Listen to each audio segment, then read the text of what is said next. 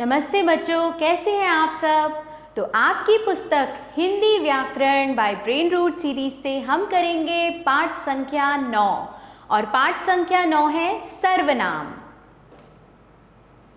चित्र के नीचे दिए गए वाक्यों को पढ़ो और समझो। राजन कक्षा 5 में पढ़ता है। वह अपनी बहन प्रार्थना के साथ प्रतिदिन विद्यालय जाता है। उसकी बहन कक्षा 2 में पढ़ती है। वह सदा प्रथम आती है। विद्यालय के सभी शिक्षक इन दोनों से बहुत स्नेह करते हैं। वे सदा इनकी प्रशंसा करते हैं। इन वाक्यों में वह, उसकी, इन, वे, इनकी का प्रयोग संज्ञाओं राजन, प्रार्थना और शिक्षक के स्थान पर किया गया है। हिंदी व्याकरण में संज्ञा के स्थान पर प्रयोग होने वाले इस प्रकार के शब्दों को सर्वनाम कहा जाता है। जब हम कुछ शब्दों को संज्ञा के स्थान पर प्रयोग करते हैं तो वे सर्वनाम कहलाते हैं। संज्ञा के स्थान पर प्रयोग किए जाने वाले शब्दों को सर्वनाम कहा जाता है। अब हम देखेंगे सर्वनाम के भेद। सर्वनाम के निम्नलिखित 6 भेद होते हैं: पुरुषवाचक सर्वनाम, निश्चयवाचक सर्वनाम, अनिश्चयवाचक सर्वनाम, संबंधवाचक सर्वनाम, प्रश्नवाचक सर्वनाम और निजवाचक सर्वनाम। सबसे पहले पुरुषवाचक सर्वनाम। सुनने वाले, बोलने वाले या किसी अन्य के लिए जिन सर्वनामों का प्रयोग किया जाता है वे पुरुषवाचक सर्वनाम कहलाते हैं। जैसे मैंने, तुमने, वे, तुम्हारी, मुझे आदि। पुरुषवाचक सर्वनाम 3 प्रकार के होते हैं। जब हम किसी व्यक्ति के लिए, किसी अन्य व्यक्ति के लिए या किसी सामने जो हमारे व्यक्ति है उसके लिए या अपने लिए हम जिन शब्दों का प्रयोग करते हैं वो आते हैं पुरुषवाचक सर्वनाम में। जैसे यदि मेरे सामने कोई है तो मैं कहूँगी तुम क्या कर रहे हो, मैं क्या कर रही हूँ। या फिर मैं किसी अन्य व्यक्ति के लिए बात करूंगी तो वे क्या कर रहे हैं। इस प्रकार के शब्द आते हैं पुरुषवाचक सर्वनाम के अंतर्गत। सबसे पहले इसमें आता है उत्तम पुरुष। बोलने या लिखने वाले के द्वारा अपने लिए जिन सर्वनाम शब्दों का प्रयोग किया जाता है वे उत्तम पुरुष कहलाते हैं, जो हम अपने लिए प्रयोग करते हैं। जैसे मैं, हम, मुझे, हमें आदि। उदाहरण, मैं पत्र लिख रहा हूँ, हमें कल बाहर जाना है, तो ये हम खुद के लिए बोल रहे हैं, तो ये होते हैं उत्तम पुरुष। उसके बाद आता है मध्यम पुरुष। सुनने वाले, जो कोई सुन रहा है या पढ़ने वाले के लिए जिन सर्वनाम शब्दों का प्रयोग किया जाता है वे मध्यम पुरुष कहलाते हैं। जैसे तू, तुम, आप आदि। तुम उधर जाओ, आप क्या लेंगे। अन्य पुरुष, जिन सर्वनाम शब्दों का प्रयोग अन्य व्यक्तियों के लिए किया जा रहा है। जब 2 इंसान बात कर रहे हैं और वो किसी अन्य की बात कर रहे हैं तो उन्हें अन्य पुरुष कहते हैं। जैसे वह, वे आदि। उदाहरण, वह यहाँ अक्सर आता है। अब ये बात एक व्यक्ति दूसरे व्यक्ति से किसी अन्य के लिए कह रहा है कि वह यहाँ अक्सर आता है, इसीलिए ये अन्य पुरुष हुआ। वे आज नहीं आए। दूसरा सर्वनाम है निश्चयवाचक सर्वनाम। जो सर्वनाम शब्द किसी निश्चित व्यक्ति या वस्तु के लिए प्रयुक्त किए जाते हैं कि ये इसी के लिए प्रयोग हो रहा है, उन्हें निश्चयवाचक सर्वनाम कहा जाता है। जैसे यह, वह, ये, वे आदि। यह खिलौना मेरा है, तो एक निश्चित खिलौने की तरफ कहा जा रहा है, यह खिलौना मेरा है। वह पुस्तक तुम्हारी नहीं है, ये गमले किसने तोड़े।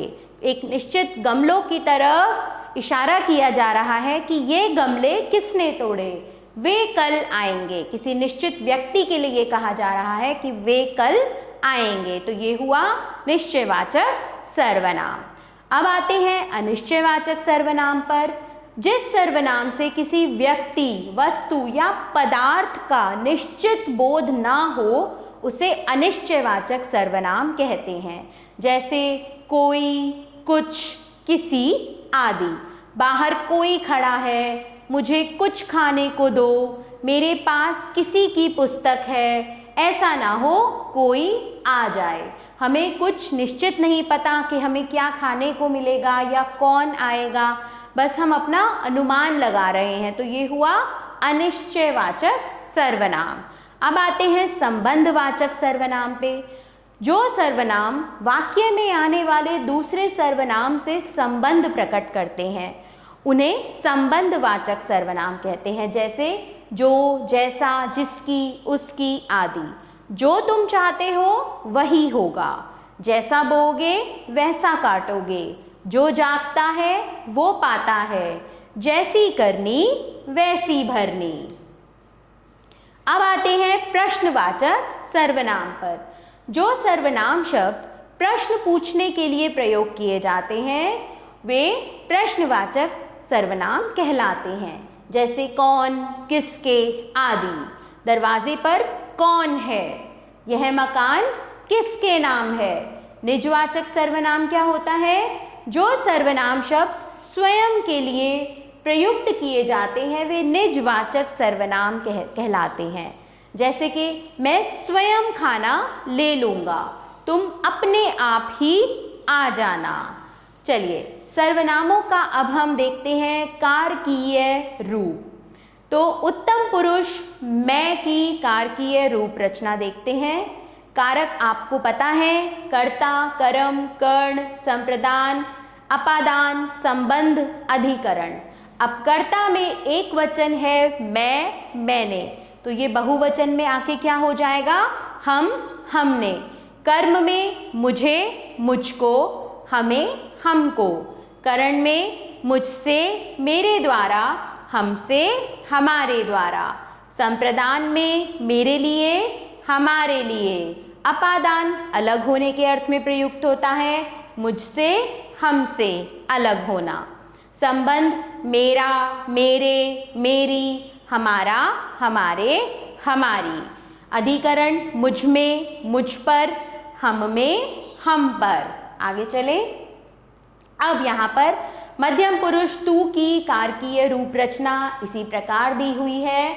आप इसका अच्छे से अध्ययन करेंगे और यहाँ अन्य पुरुष वह की भी कारकीय रूप रचना दी हुई है। तो बच्चों आप जब इसका अध्ययन करेंगे तो आप पाएंगे कि हमें एक वचन में यदि तू लिखना है तो बहुवचन में हमने क्या लिखना है? बहुवचन में हम लिखेंगे तुमने।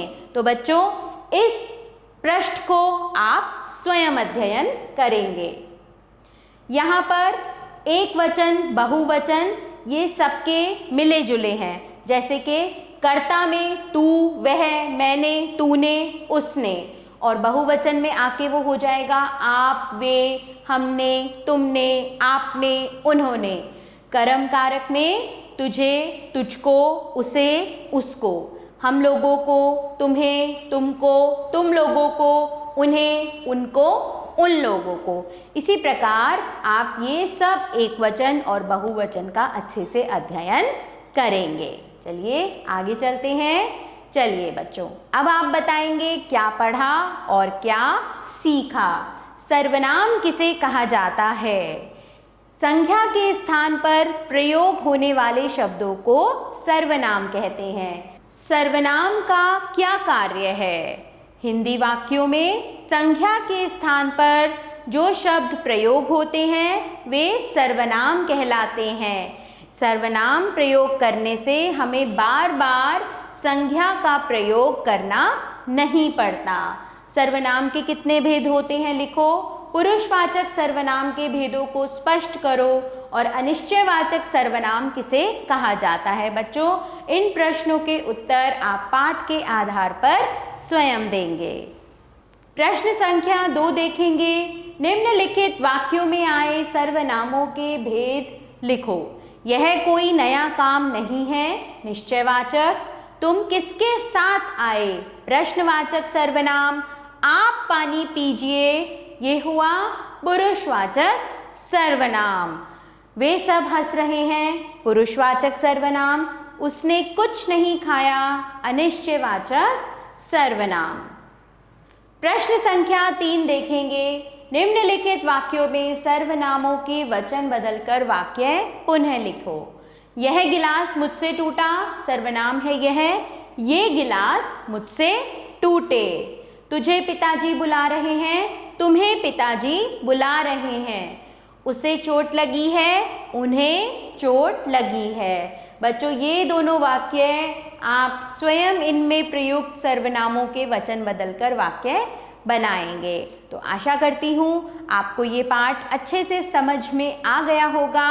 आप इसका दोबारा पाठन कर सभी प्रश्नों के उत्तर अवश्य देंगे। आभार। मिलते हैं नए पाठ के साथ।